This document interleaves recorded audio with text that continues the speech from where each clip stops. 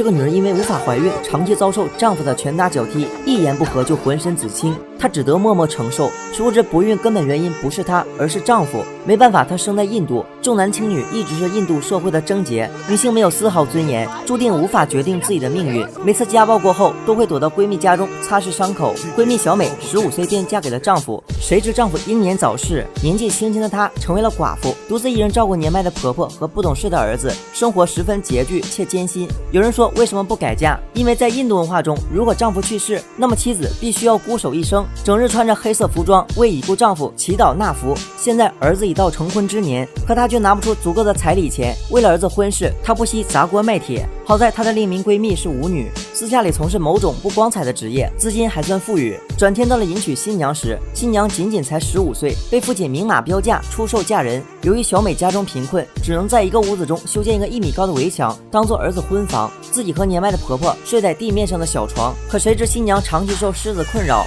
只能将头发剪成短发。一阵风吹过，一头短发的新娘被众人发掘，成为大众笑柄。在大婚当晚，婆婆却安详离世，把自己的位置让给了小美。小美嗷嚎大哭，在这番哭声中，除了对婆婆的哀悼，更是对自己的悲鸣。此刻她一眼能望穿自己整个人生，像婆婆一样孤独终老。然而因为儿媳短发的事情，儿子对他和妻子怀恨在心，丝毫不顾及奶奶的死活，洞房花烛之后扬长而去。从此以后，儿子唯一的生活就是借钱喝酒找女人，偷钱喝酒再找女人。新娘在家中以泪洗面。这天儿媳的初恋男友来找女孩，被小美发觉后赶走。要是男孩家中当初拿出高额的彩礼，也许新娘就不会嫁给小美的儿子，更不会在这里受苦。这个女孩被家暴后跑回娘家，可村长和母亲执意要送她回家。女人苦苦哀求，如果回家后丈夫肯定会叫她生不如死。印度重男轻女文化早已腐蚀人心，现在法律在这里不起任何作用。落后的传统思维像枷锁般牢牢把控整个村庄。那些男人认为女人就不该外出，不该工作，不该接受教育，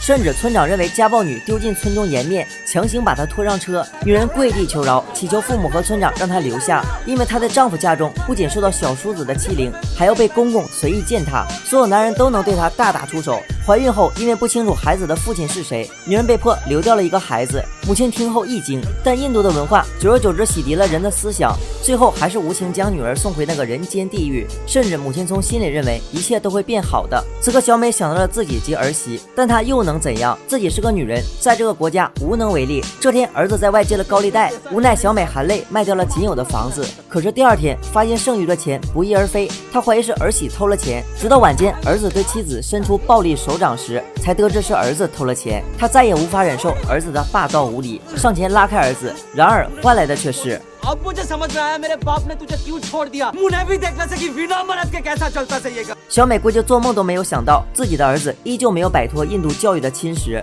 她也终于认知儿子不是一名合格丈夫。第二天，果断放走了高价娶来的童养媳，让她随着恋人追逐幸福。这个决定彻底颠覆了印度腐朽文化的良知。儿媳走后，长期遭受家暴的闺蜜找到小美，闺蜜最大的愿望希望可以怀上宝宝，而她从没有怀疑是丈夫问题。这一天，从舞女口中得知男性也可能不孕不育后，萌生出一个大胆想法，向陌生男人借一样东西，让自己怀孕。终于在一个月黑风高的夜晚，舞女带领女人来到一个空旷山洞内，一名男人正站在不远处。这个女人因为无法怀孕，向陌生男人借了一样东西，不久果然怀孕。本以为有了爱的结晶，从此丈夫不会对她实施家暴，可换来的却是更严重的拳打脚踢。原来丈夫一直清楚自己存在问题。一阵殴打过后，女人提出